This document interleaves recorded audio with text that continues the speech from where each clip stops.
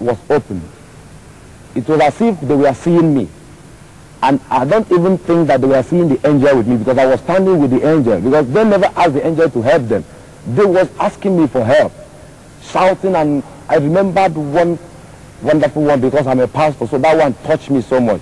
He was shouting that I'm a pastor. I only ate church money, that I'm ready to refund. Immediately he just wanted to say, I'm ready to refund it, that I should help. That force that we are tormenting, I never see any fire there. I never see any flame here. But the torment there looks as if people, that they are inside fire. All these things the angel was telling me, I was writing them down in a file. The angel gave me a file and a pen. I was jotting all of them down. Even when I walk here, I remember, that was the first thing I remember, that file. I asked them, where is my file? They couldn't understand me. So all those things I saw, I jotted them down, but it was later I realized that the file might be my memories and all that. So while I was shouting, asking him for help, he said that I have another chance to go back. He mentioned this, that the request of the rich man in hell had been granted to this generation. I didn't understand it. It was now that I woke up, I read the Bible, I realized that the request was, the rich man was requesting that a dead man should be sent back to the world. So he just said that the request of the rich man had been granted to this generation for the last warning. He said to me that he's giving me opportunity to go back for the last warning to this generation.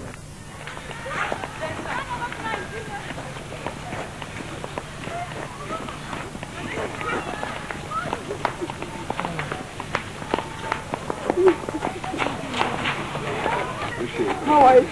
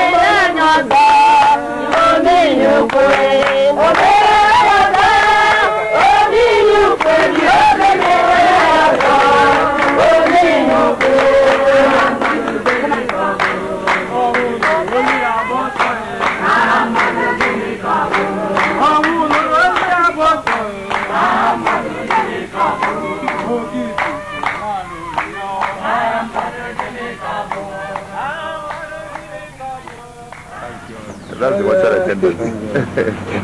Thank God.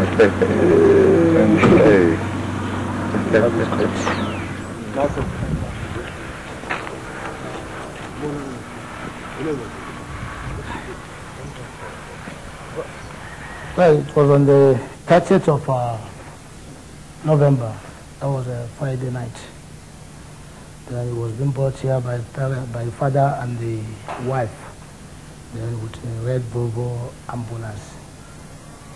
Then when I handed over, they handed me over the corpse, we lay him down here for first examination.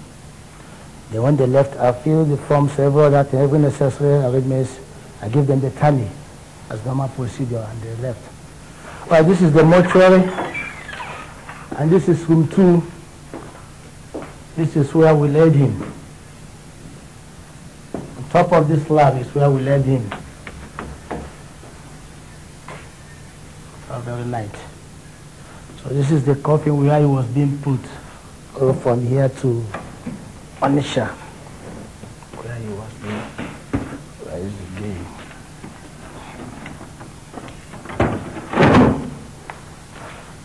These are the piece of cotton that we used to close your stocking nose,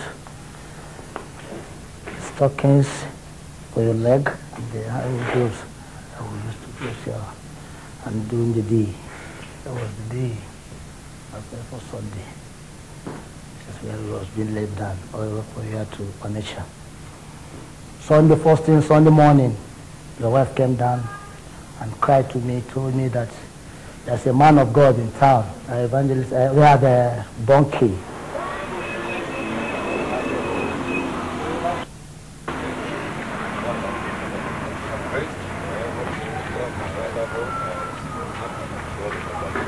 Well, it's shocking. Seeing a dead man, somebody that was once dead, is now alive. It's very shocking. And again, looking at the person and almost discussing with him. To God, all glory should go. Up to now, I'm still afraid of him because the experience I saw on Friday and what I'm seeing here today, I think we should give God thanks because I can't believe it. I can't believe it myself. For that time on Monday when he came to my house, he was smelling chemical. He was smelling chemical all over him. You see, but now, I haven't seen such a thing. I know that dead people can be raised to life, but I've never heard of people, somebody who had been 3 days in the mortuary. It was a security man that removed the cotton wool in his nose, untied everything in his hand. It was too much. It's mind-boggling. When the angels took me from the ambulance,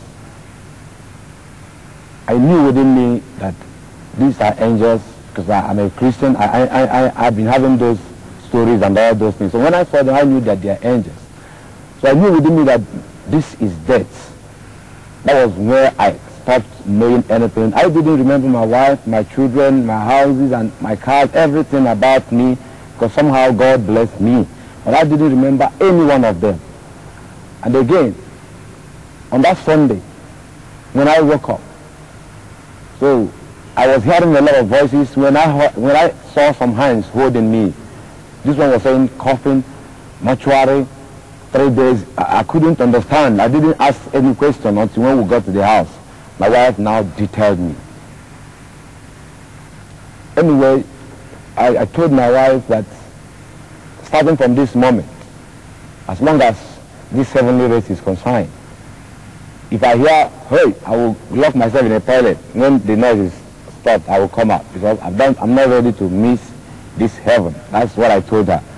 Because I'm not ready for any other problem. That's what I told her. It affected me that I became more afraid of God.